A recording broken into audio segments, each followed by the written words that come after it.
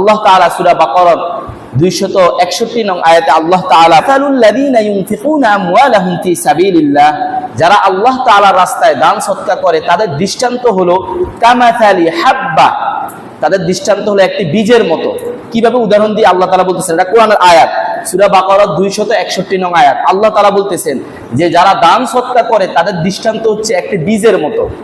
তারপরে কি বলতেছে, কামাথালি হাব্বাতিন আমবাতাত সাবআ সানাবিল, যেমন কেউ একটা বীজ রোপণ করলো, তারপর সেই বীজ থেকে সাবআ সানাবিল 7টি ছড়া বের হলো। এরপর বলতেছে সাবআ সানাবিলা ফি কুল্লি সুমবুলাতিন মিআতু হাব্বা, আর ওই 7টি ছড়ার প্রত্যেকটিতে 100টি করে দানা, বীজ অর্থাৎ দানা কি হইলো, তৈরি হলো।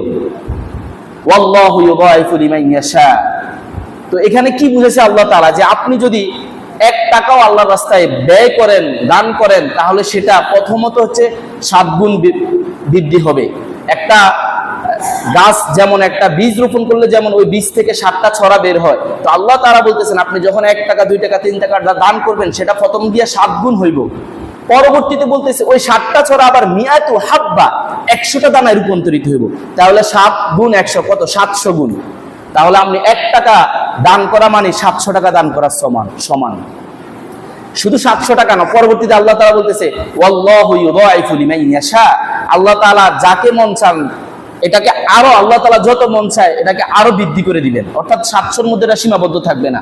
আল্লাহ তাআলা চাইলে এটাকে 7,000, 70,000, 1 কোটি, 1 লাখ এভাবে আরো বৃদ্ধি করে দিবেন।